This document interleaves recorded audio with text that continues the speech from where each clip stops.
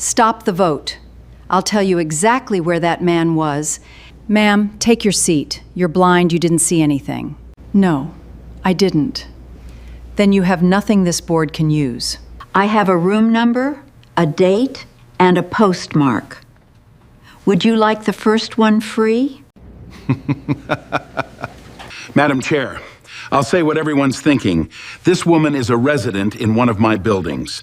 74 years old and she cannot see her own hand. Let's not turn a licensing hearing into a seance. My name is Winifred. The old woman at the microphone did not turn her head 1 degree toward the man who had laughed. She stood with both hands stacked on the grip of a white cane. Sheldon has owned the building I sleep in for 6 years and never once learned it. He manages longer words on the quarterly call. Winifred. The public comment period closed at 11 o'clock this morning. Under this board's own rules, I cannot take testimony from an unlisted witness during the presentation of evidence. Bailiff, then take it out of your lunch. I beg your pardon? You'll break at noon. You'll spend 11 minutes deciding what to order and another 4 regretting it. Give me those. I'll hand them back with change. At the respondent's table, a big man in a borrowed suit was already on his feet, and his voice broke in the middle of it. "Ma'am, please, don't do this for me. Sit down." "I'm not doing it for you, Mr. Boone." "Then who?" "Sit down, Mr. Boone," the board's attorney said, without looking up. "You've done enough talking for one career." He turned to the panel. "Madam Chair, the state's position hasn't changed in 4 hours.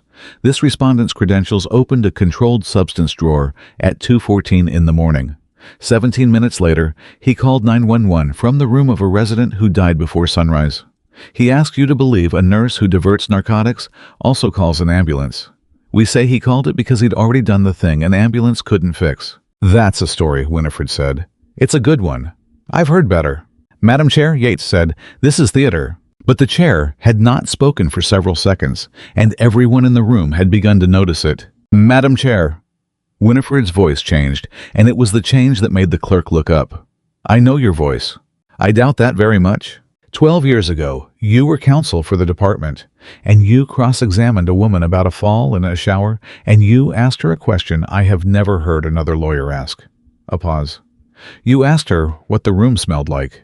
Everybody else asked what she saw." Chair Eleanor Pruitt sat entirely still. 9 years on that panel, and no one had ever seen her hesitate on the record. She looked down at the schedule, then at the blind woman in a cardigan the color of oatmeal, and then at nothing at all. 4 minutes, she said. "Bailiff, stand down. Begin." "I'd like to start the clock myself, if it's all the same. I'm better at it than the wall." And the old woman began.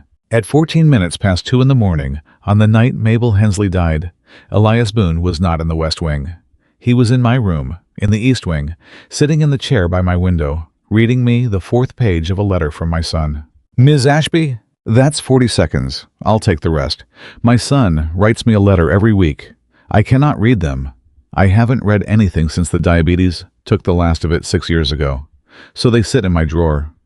2 years ago, a night nurse heard me crying about that at 1 in the morning, and instead of writing me up for anxiety, he asked if I'd like him to read one. The room had stopped moving. He's read me 106 letters, 1 page a night. The night Mabel Hensley died, we were on page 4. You're asking this board to accept the memory of... I'm asking this board to accept a postmark. The letter is in the second drawer of the nightstand in room 14, East Wing. It has a date in ink put there by the United States Postal Service, which, as far as I know, does not work for Mr. Crane. And I can tell you what's on page 4. Anyone could have told you that. Then, here is page 4. And she said it, not a summary, the words in order in a dead-level voice. A man writing to his mother about his 6-year-old who had put her own tooth under the pillow with a note demanding a receipt. 31 seconds without breathing wrong once. At the respondent's table, Elias Boone put a hand over his mouth. "And then he stopped," Winifred said, in the middle of the line about the receipt, and said, "Hold on, I read that wrong," and read it again. The only mistake he made in 106 letters. Then he finished the page and read the last line twice. "Ms. Ashby?" He always reads the last line twice. Her voice did not rise. It went quieter, which was worse. "I asked him to do that exactly once, 2 years ago. I never asked again. He has never forgotten. She took one breath. There is exactly one way a blind woman knows what is printed on page 4 of a letter she has never read. Somebody sat in a chair in the dark and read it to her. And if he was doing that in the East Wing at 2:14, then whatever opened that drawer in the West Wing was wearing his name and not his hands. Nobody in the room said anything. "And what," Yates said at last, "are your qualifications, ma'am?" 31 years of court reporting. Superior Court, then the Appellate Division. 1,200 hearings. She lifted her chin. "I typed every word out of more liars than you have ever met, and never once got to say what I thought about it. Somebody has to be the record. That was my whole life. I'm 74, and I've decided I'd like to try being a witness instead." At the front row, Sheldon Crane was no longer laughing. He was looking at his phone. Chair Pruitt set down her pen. In 9 years, she had never once set it down mid-session. "This hearing is in recess," she said. "Madam Chair," Yates was half out of his chair. "I want the dispensing system's raw event log for that night. The unedited export, straight from the vendor, with workstation identifiers. The badge reader history for both wings on the same clock. The camera schedule for the West Corridor, and somebody from this board's staff standing in room 14 of the East Wing within the hour, opening a nightstand drawer with a witness. Madam Chair, we are 3 hours from a final vote. Then we will be 4 hours from it. I have sat on this panel 9 years and signed 111 revocations. Every one was clean on paper. I'm beginning to notice how much comfort I've taken in that phrase." She looked out at the room. "Somebody get Ms. Ashby a chair. Not in the aisle. At the table." Sheldon Crane stood, buttoned his jacket, and went out with his phone already at his ear. Winifred turned her head as he passed. "Those are the shoes," she said, to nobody in particular. 11 times in 6 years, and never once did they stop at a door. The records came back in 50 minutes, and Harrow Glen's own system said what the blind woman had said. Chair Pruitt read it into the microphone herself. "Controlled Substance Cabinet, West Wing, open 2:14 a.m. Credential, Boone. M badge reader, same clock. Boone, M. East Wing corridor door, entry 152, exit 229. No record of that credential entering the West Wing at any point in the shift." "A badge can be left somewhere," Yates said. "It can. It can also be copied. And here's the part I'd like counsel for Harrow Glen to explain, because I've read it 4 times and it hasn't improved." She lifted the sheet. The camera covering West Station 2 was placed in scheduled maintenance mode at 1:40 a.m. and returned to service at 3:10. On a system that runs continuously, the ticket was opened 4 days in advance.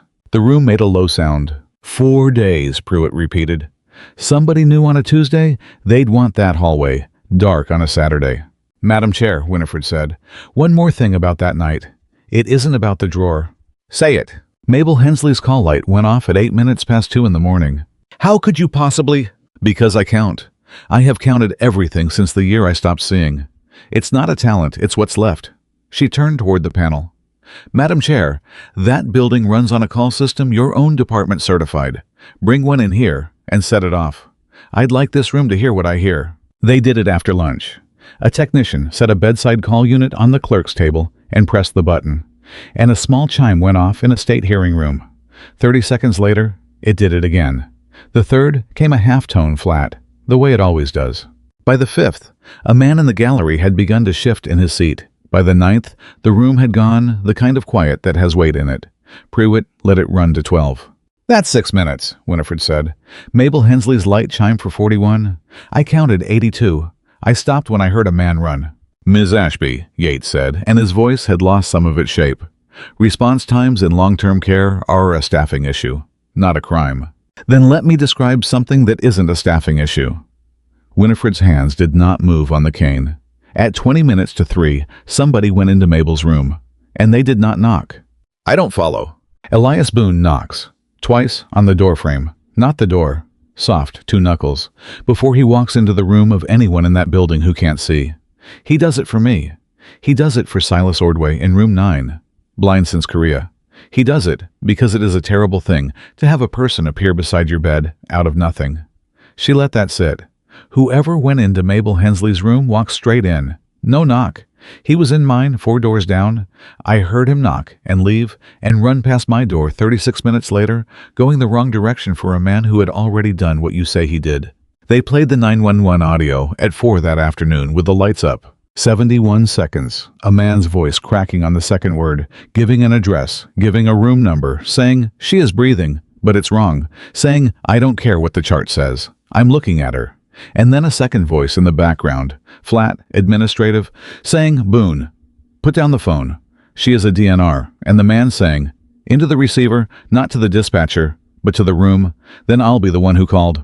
Nobody moved when it ended. "Mr. Yates, 4 hours ago, you told this board that call was a guilty man building himself an alibi." Pruitt looked at him a long moment.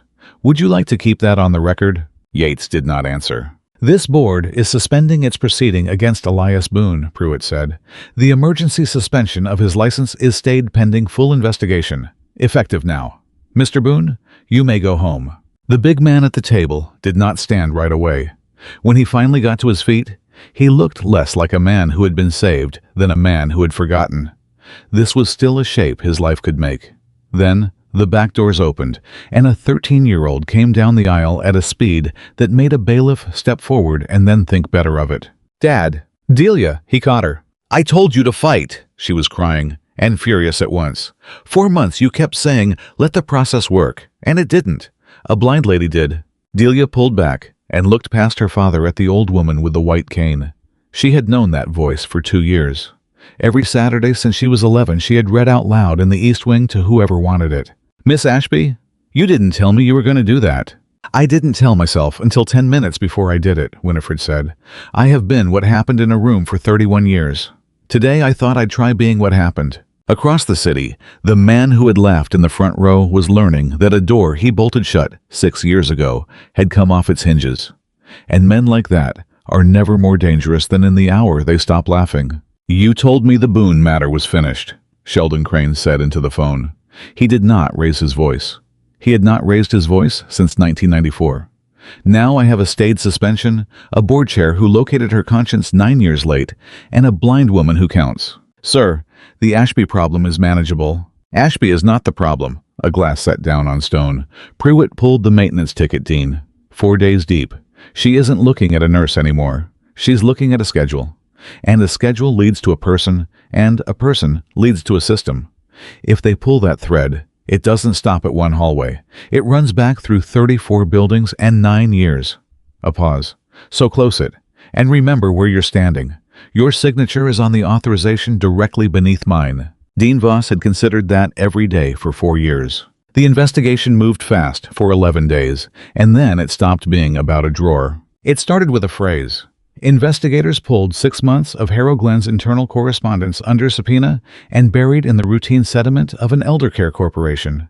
Vendor disputes, linen contracts, birthday reminders. The same 3 words kept surfacing, always attached to a person's name. Comfort appropriate. Marion Kessler found it first. A union representative with a caseload of 90 who had taken Elias Boone's case because nobody else would. 2 days in the document room with a highlighter and no legal training whatsoever. And on the second afternoon, she called Chair Pruitt's office. "I need somebody to explain to me what a care efficiency index is." They brought in Harrow Glen's regional operations analyst, 19 months with the company, who understood about 40 seconds into his own answer exactly what he was describing. "It's a cost-to-reimbursement ratio. The state pays a fixed daily rate. Same money whether the person needs a walker or a feeding tube. And a resident who costs more than the rate, there's a flag. It goes yellow. Then somebody from regional has a family conversation about goals of care. Say it in English. About whether they'd want everything done, he said, if something happened." Chair Pruitt sat back. In 19 months, how many yellow flags came off that list because the resident improved? The young man was quiet a long time. "None," he said. "They come off because they die. There are 2 ways to kill somebody in a building full of old people, and only one of them requires a weapon. Every resident has a code status. Full code means that when a heart stops, everybody runs. Do not resuscitate means nobody does. It belongs to exactly one person on Earth, the resident, and it lives on one sheet of paper in the front of the chart. Harrow Glen had learned you do not have to hurt anyone. You only have to change the paper. Nobody administers anything. Nobody withholds a medication. Nobody does a single act you could put on a certificate.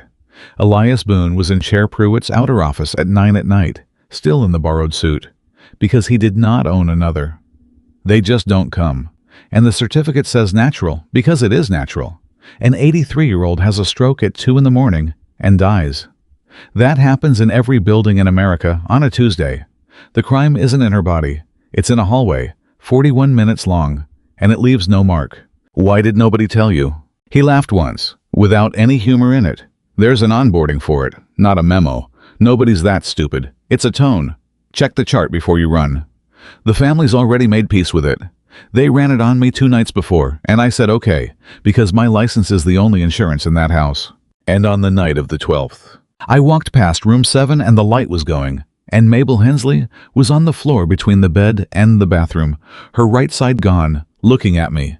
His voice went somewhere else, and she knew me. That's the part. She'd been sundowning 8 months and hadn't known anybody in 4, and she was on the floor with a stroke going through her, and she said my name. She said, "Elias." I fell. He stopped. So I called. You were told not to. I was told she was a DNR. Was she? Her chart said she was. Elias lifted his head. But Mabel Hensley told me in October, over a jigsaw puzzle in the sunroom, that she wanted everything done. She said her mother lived to 96, and she intended to be inconvenient about it. Then in January, a piece of paper appeared in her chart, saying the opposite, signed in a month when she didn't know her own daughter's name. He put his hands over his face. A DNR isn't a treatment. It's permission to walk past a door. And they were forging permission. Dean Voss never once did anything that could be traced to a hand. He was Harrow Glen's Regional Director of Compliance. For 4 years, the mechanism by which Sheldon Crane's phone calls turned into paper. A settled understanding that a corporation does not need muscle when it has forms. On the 14th day, he made 3 telephone calls, none of them threatening, all recorded on his own company's system because he was too arrogant to use another phone. Then he filed a report, not with the police, but with the state's child protection hotline, anonymously, as any concerned citizen may. They came on a Thursday evening, 2 of them, polite, apologetic, doing a job they had not asked for. Elias answered the door with a dish towel over his shoulder. "Mr. Boone, we've received a referral regarding a minor at this address." He thought it was about Nora. It took him 4 full seconds. "Delia," he said, "you're here about Delia?" The referral, read aloud at his own kitchen table while his daughter stood in the hallway with her hand over her mouth, said this. The parent was a nurse under emergency license suspension, under investigation for narcotics diversion. No income. The mother institutionalized and unable to supervise. The child observed alone in the residence on multiple overnight occasions. Every single sentence was true. That was the thing Elias Boone could not get past. Not one word was a lie. That was the design. He had spent 4 months waiting for a threat he could report. A car outside, a photograph under the door. Because those were the shapes fear took in his imagination. Nobody came to his door with a fist. They came with a form, filled out honestly, and it was the most violent thing that had ever happened to him. "It'll get screened out," Marion Kessler said on the phone that night. "Suspension isn't a finding. Poverty isn't neglect. And if it doesn't?" He was standing in the dark of the kitchen, so his daughter would not hear the shape of his voice. "I can't run, Marion. If I put her in the car tonight, that's flight, and it goes in the file. And then it's true. They built a room with no door in it." He was quiet a moment. "They never touched me. 4 months. Everything ever done to me has been done on paper." Chair Eleanor Pruitt had spent 9 years being told she was the most rigorous board chair in the state, and she had allowed herself to enjoy it. On the 19th day, she asked her clerk to pull something that was not, strictly speaking, part of the investigation. Every disciplinary action this board had taken in 9 years against a nurse employed by a Harrow Glen facility. She sat with the folder 40 minutes before she opened it. There were 11 nurses, 9 years. Laid out in date order, they did not look like 11 separate acts of misconduct. They looked like a schedule. Everyone had, within 90 days before the complaint was filed, made a report. To the state hotline, to the ombudsman, to the facility's own compliance officer, about staffing, about a code status they didn't recognize, about a resident who died with a light on. And then each had been accused of something. Falsifying records, documentation fraud, diversion, every case clean on paper, supported by facility records, facility witnesses, facility documents. And on all 11 revocation orders, at the bottom of the last page, was her own signature. "Pull the third one," she said. "Sable." Loretta Sable, licensed practical nurse, 19 years. Revoked for allegedly altering a residence code status documentation after the fact. The facility produced the original form and 2 witnesses. Sable insisted the form and evidence was not the one she filed and could not produce hers, because the only copy had been in the chart, and the chart belonged to the facility. Pruitt remembered her completely. A heavyset woman with a bad knee who had said, at the very end when it was already over, "Ma'am, you're going to sign that, and in about 4 years, you're going to want to talk to me." 4 years, almost to the month. She sat a long time with her hand over her mouth. Not because she was a victim of this thing. She was something worse. She was the instrument. The last, cleanest, most respectable part of a machine that turned honest nurses into liars. She did not think, that night, to check which building Loretta Sable had worked in. She had visited a great many buildings. She picked up the phone at 11:15 and called the only person she could think of who would understand what she was about to say. "Ms. Ashby, it's Eleanor Pruitt. I need you to tell me about a hearing you typed." "I wondered how long that would take you," Winifred Ashby said. "Yes, I typed the Sable hearing. It was the second to last thing I ever typed." "Tell me what you remember." "I don't remember it. I have it. That is not the same thing." She was quiet a moment. "You want to know why an old woman stood up in your hearing room? I sat 4 feet from Loretta Sable for 91 minutes and typed every word of a woman telling the truth and being destroyed for it. And my fingers did not slow down once. Somebody has to be the record. I said that to myself the whole way home." Her voice went thin. "Then, a year later, I couldn't read a letter from my own son. And I had a great deal of time in the dark to think about the difference between a record and a witness. A record just sits there. It never has to be brave." There's a section of that transcript missing, pages 61 through 68. Struck on a motion I granted. "I typed them. I was ordered to remove them, and I went home and wrote them out again by hand. And I've said them to myself every week for 3 years, so I wouldn't lose them." A pause. "Would you like them now, or in front of everybody?" Chair Pruitt closed her eyes. "In front of everybody." The counterattack came on the 23rd day in 3 pieces in a single morning from a law firm Harrow Glenn paid more in a quarter than Elias Boone had earned in his life. The first piece was Winifred Ashby's medical chart. Harrow Glenn's counsel did not attack her. That was the elegance of it. He praised her, a remarkable woman, plainly sincere. Then he entered into the record a nursing note dated 8 months earlier, signed and timed. Resident found in the corridor at 2 in the morning, disoriented, insisting she had heard a bell no one else could hear. A second note 6 weeks later, a standing order for a sleep medication. And then he said, gently, that the board's whole timeline rested on the hearing of a 74-year-old blind woman with documented nighttime disorientation who had made this room sit through a chime for 6 minutes. And that he said it not to hurt her, but because a licensing board cannot build a case on it. The panel voted 4-1 to weigh Ms. Ashby's testimony with caution. The nursing note had been written by Darlene Frawley. The second piece was the dispensing log. Marion Kessler, not a lawyer, never claimed to be, had obtained the raw badge and cabinet exports directly from the facility's system administrator on a Sunday with a phone call and a favor and no subpoena. Harrow Glenn's counsel established that in 11 minutes, the exports were suppressed and everything derived from them went to the maintenance ticket, the camera window, the reader locations. The third piece was Darlene Frawley, scheduled to testify at 10. At 9:40, she sent a 2-line email through counsel withdrawing her statement in its entirety. By that afternoon, she had left the state. She called Marion Kessler once from a gas station 300 miles out and said one sentence before the line went dead. "Tell Boone, I know exactly what he is. That's the worst part." By 6 that evening, the case that had felt unstoppable at breakfast had a blind woman. The board had been instructed to discount, no electronic evidence, and no living witness inside the building. And at 4 the next morning, they found Corbin Yates. He was in a reservoir at the north edge of the county, with a note folded in his coat, water blurred, but readable, in which the board's own prosecuting attorney took the entire scheme onto his own shoulders. The forged forms, the pressure on staff, the complaint against Boone, acting alone, out of a gambling debt. So sorry, a very good note. It answered everything and tied all of it off at the feet of a dead man. The medical examiner signed it. So did the county It was the clerk at Harrow Glen's reception desk who broke it, and she did not mean to.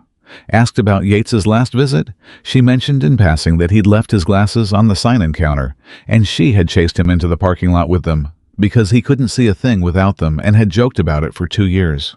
They found the glasses in the console of his car, folded, in their case. 2 handwritten pages of small, even script on a legal pad. Written, the county said, in the dark at the edge of a reservoir, by a man who could not read a menu at arm's length. He couldn't have seen his own hand, Chair Pruitt said. She had not slept. They killed him and dressed him up as the reason, and not one of them thought to check what the man needed in order to write. She set the file down. They think they've closed every door in the building. Elias Boone sat on the floor of a conference room at 11 that night, with his daughter asleep against his shoulder, and asked the only question that mattered. "Is it over?" "I don't know," Pruitt said. And he heard that she meant it, and it was worse than a lie. "She's 13. She stood up in front of her whole school last week and told them her father was innocent, because a blind lady in a cardigan made her believe it was safe to say out loud. What do I tell her if those men walk out of that building? That she was braver than every adult in the room, and that being right and losing anyway is the oldest injury there is." Pruitt was quiet a moment. "But we're not finished. Men certain they've already won make their last mistakes at the very end." And it was Winifred Ashby, in the corner with her cane across her knees, who said the thing that turned it. "They wrote a lie about me in my own chart and left it in a drawer 8 months, waiting for a day it would be useful. I have lived in that building 6 years and never once been read my own chart. Not one page. Everything about me has been written by other people and stored where I cannot go. And it never occurred to me until this minute to ask what else is in there." Her hands tightened on the cane. "I want my chart. All of it. Read out loud, first page to last." They brought it the next morning, 2 inches thick. Delia Boone read it, because Winifred asked for her by name. 4 hours, vital signs, wait. A fall in the shower in the 2nd year.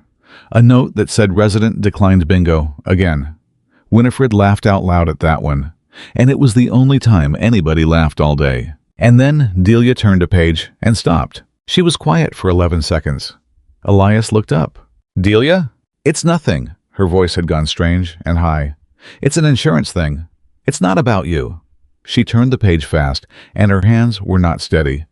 "Next one's about your blood pressure in March." "Delia," Winifred said gently, "it's insurance." "All right." The girl read another 40 minutes and did not miss a word. And nobody but her father noticed that she had stopped turning pages by the corner and started turning them by the edge, holding each one flat, as though the paper had become a thing that could cut her. She finished, squared the chart, asked to be excused, and in the hallway, her father found her on the floor against the wall with her arms around her knees. "I couldn't read it out loud," she said. "Dad, I've read to her every Saturday for 2 years. I read her a seed catalog once." She was not crying yet, which was worse. And I got to that page and looked at her sitting there, with her hands on her cane, waiting for me. And I couldn't be the one. I'm 13. Why do I have to be? "You don't. Somebody's gonna have to be." He sat down on the floor beside his daughter and did not tell her she was wrong. The final hearing convened on a Monday in the largest room in the building, with the state's Medicaid fraud control unit at a table by the door and a camera streaming it live on the department's public feed, because Eleanor Pruitt had decided this one would be very public. Sheldon Crane came, subpoenaed weeks earlier, believing he was coming to watch a loose end tied off in his favor. State Senator Royce Denton came, Health Committee Chair, who wrote the exemption that let a building of 140 residents run overnight on 3 people. Paulette Grimes came, Director of Health Facility Licensing, whose surveyors had passed every Harrow Glen building in the state 9 straight years. "This board is now in session," Pruitt said. "We are not here to decide whether Elias Boone keeps his license. We are here because I have come to believe this board has been used as a weapon, and I intend to establish by whom." Winifred Ashby rose at the public table. "Madam Chair, before anything else, I want my chart read into this record, page 109. Harrow Glen's counsel was on his feet instantly, calm and correct. Personal health information, protected. A third party's chart, entered into a public proceeding, streamed live. At the request of a witness, this panel had already voted to weigh with caution. Chair Pruitt looked at the old woman a long moment. "Sustained? I'm sorry, Ms. Ashby, he's right." And that was where it sat, at 11:20 in the morning. No electronic evidence, no living witness. A discredited blind woman. When the doors at the back opened and a bailiff came down the aisle with a 79-year-old woman on his arm. Her name was Verna Yates. She had come by bus from a Harrow Glen facility 90 miles away with a padded envelope in a canvas tote bag. "My son gave me this 3 weeks ago," she said into the microphone, and her chin was going, and she made it stop. He came on a Sunday, like every Sunday, and said, "Mama, if I stop coming on Sundays, don't open it. Take it to the courthouse and give it to the old lady who used to be the court reporter." She set the bag on the table. He stopped coming on Sundays. The envelope held 19 sheets of paper.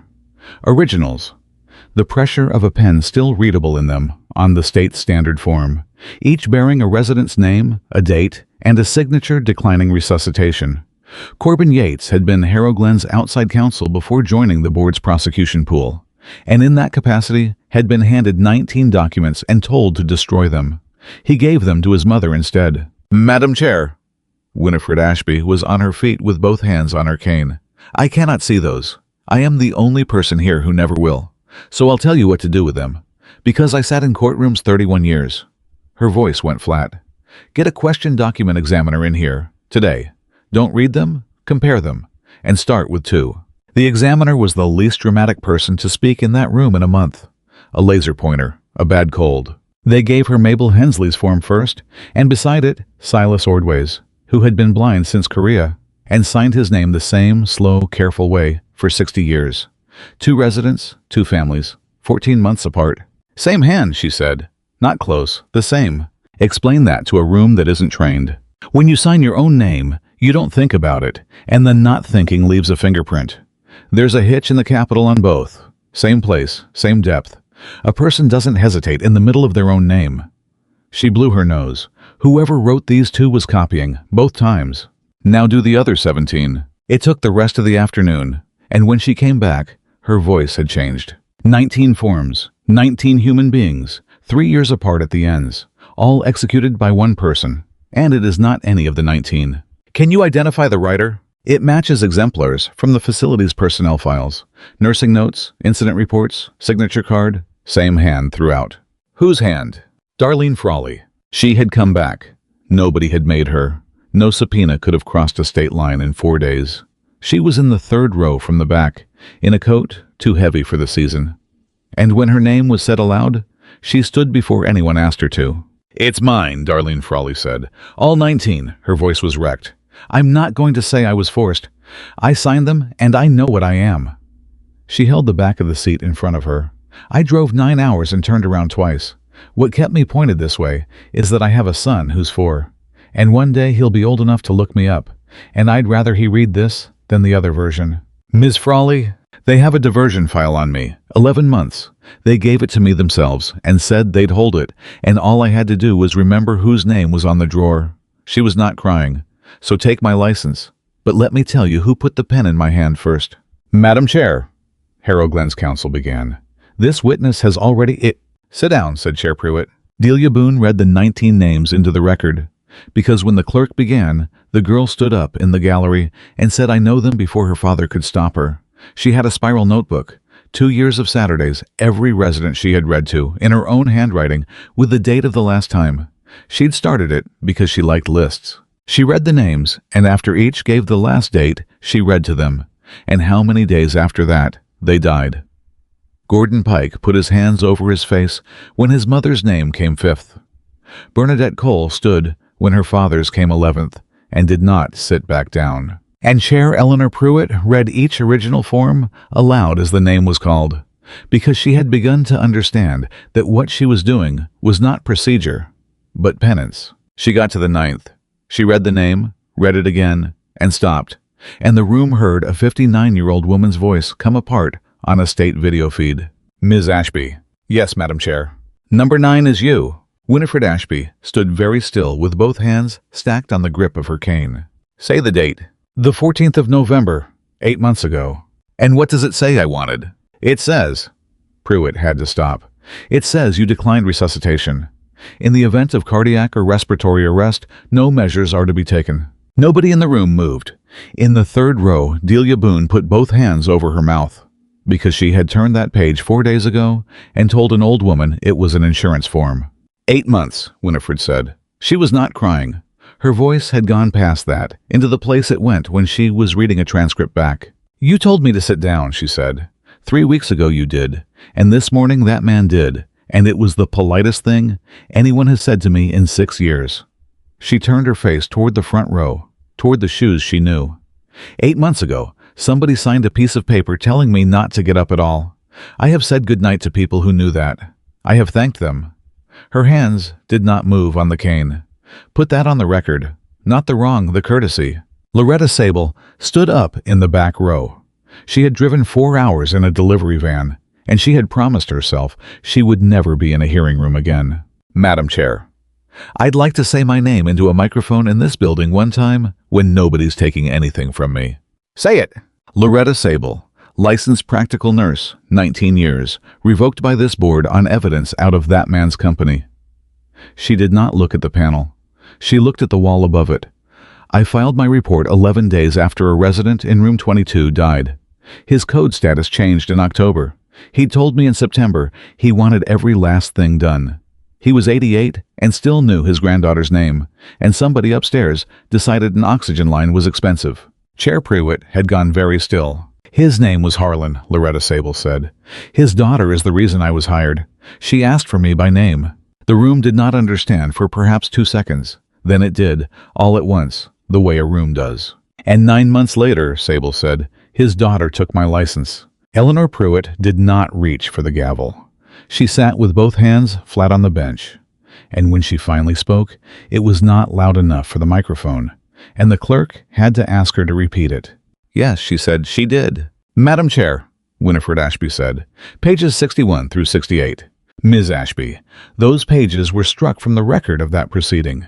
They were struck from the paper, Winifred said. They were never struck from me. And a blind woman recited 8 pages of a transcript from 3 years earlier in the voice's own order, question and answer, objection and ruling. A woman with a bad knee explaining exactly how a code status gets changed in a building where nobody is watching. A young attorney named Corbin Yates moving to strike it as irrelevant. And a chair named Eleanor Pruitt granting the motion in 9 words. She did not falter. She did it for 11 minutes. When she finished, the only sound was the ventilation. Mr. Crane, Chair Pruitt said, would you like to respond? Sheldon Crane rose, and he was not laughing, and he was not afraid either. And what he said was the most dangerous thing anyone said that day. This state pays my company a fixed amount for a long-stay resident, per person, per day. That number has not moved in 9 years. He buttoned his jacket. You said it. You decided what a day of an old person's life is worth, handed me the bill, and turned around. I did not invent that arithmetic. I am the only man here who does it in writing. He looked at the panel without any heat at all. Nobody at my company ever wrote the word kill. We wrote comfort appropriate. That is the same sentence the state writes every year in a budget. None of you has ever been asked to read yours out loud. He sat down, and for about 2 seconds, on that live feed, it landed. May I answer that? Said Winifred Ashby. Go ahead. He's right about the arithmetic. Put that on the record, too. The number is too low, and nobody has fixed it in 9 years. She turned toward the front row. He's wrong about one figure. Mabel Hensley cost you nothing in those 41 minutes. No medication, no ambulance, no physician. Nobody so much as turned on a light. Those were the cheapest 41 minutes you ever bought. Her hands tightened on the cane. You didn't do arithmetic on her, sir. Arithmetic would have cost you something. You did nothing. Invoiced the state for a full day and called it philosophy. Sheldon Crane did not answer. He looked at his attorney instead, and his attorney was writing nothing down. It went quickly after that. Denton was shown 11 years of contributions routed through 3 consulting entities with no employees and 2 drafts of the staffing exemption. The second emailed to his committee counsel from a Harrow Glen address 4 days before introduction. He asked for a lawyer. Grimes was shown 9 years of survey reports in which her division cited Harrow Glen 42 times for call light response and closed every one as corrected, on a plan written by the facility itself, unverified. You did not fail to catch a pattern, Director, Pruitt said. You certified it. Voss's 3 telephone calls were played, and in the second, he could be heard telling a subordinate exactly what to write on the child protection referral. and how to make certain every sentence was true. And when the investigators came up the aisle, Sheldon Crane was still talking. Did they understand who he was? Did they have any conception? As they drew his hands behind his back. Denton said nothing. He had already begun, silently, drafting the testimony he would give against the other two. And in the gallery, without anyone asking, the families rose, so that the three of them were walked out past a standing row of every death they had taught this state to call expected. There was no miracle in that building that day. Winifred Ashby did not see anything. She never would. Nora Boone did not come home. The 19 were still 19. What happened instead was that Eleanor Pruitt stayed in her chair after the room emptied. On the record, the action taken by this board against Loretta Sable 3 years ago is vacated. Not stayed. Vacated. Her license is reinstated immediately, in this room, by the person who took it, because I am not going to make that woman fill out a form. She did not look up. This board will reopen every revocation it has issued in 9 years involving a Harrow Glen facility, and I am submitting my resignation as chair, with a request that the Attorney General examine my own conduct in the Sable matter and everything that followed. She lifted her head. I have said for 9 years that this board exists to protect patients from nurses. I was proud of that sentence. I have learned that sometimes the nurse is the last person in a building trying to protect the patient, and that this board is the weapon handed to the people upstairs. I signed 111 of those. 11 were this. I don't know yet what the other 100 were. Then she came down from the panel, which she had not done in 9 years, and stood in front of Elias Boone. Mr. Boone, I ask you to forgive us. Not for suspending you. I'd do that again on the evidence I had. For being so pleased with how clean the evidence looked. She put out her hand. Your license is restored without condition. The referral against your daughter was withdrawn this morning, and it will stand in this state's record that you were the only person in that building who ran toward a light. There's nothing to forgive, Madam Chair, Elias said, and his voice went, You listened. In the end, you listened. That's all any of us ever asked anybody to do. He drove to the memory care unit that night, because it was Monday. Nora Boone was in the chair by the window. She did not turn when he came in. She had not turned in 19 months. He sat beside her and took out the book they'd been in the middle of for a year and a half and read her a page the way he had read 106 letters to a blind woman in the dark. And at the end, he read the last line twice. He was closing the book when his wife said his name. Once. Not turning her head. Not a question and not a greeting. Just the word itself, in a voice he had not heard use it since the spring before last. Then nothing. She watched the window. Whatever door it had come through had shut again. He sat a long time with his hand over hers, and did not call a nurse, and did not tell anyone that night, or ever, because it was not a miracle, and would not happen again, and it was his. 3 weeks later, the board wrote to Winifred Ashby about the public member seat that had sat vacant 2 years because nobody wants it. I can't read your letter, she told the clerk, who had not thought about that. Send it anyway. There's a man in my building who reads to me. He's got his job back. A moment went by. And tell your chair yes. I've been the record 31 years. I'd like to hear how the other side of that table sounds. In a building like that, when a person needs help in the night, there is a small chime. It repeats every 30 seconds. It does not get louder and does not get faster and does not stop because nobody built it to stop. Somebody long ago simply assumed a human being would come. It repeated for Mabel Hensley for 41 minutes. It repeated for a blind woman in a hearing room for 4. Let this be the part that outlives the headlines. There is a kind of crime that never once looks like a crime. Nobody raises a hand. Nobody administers anything.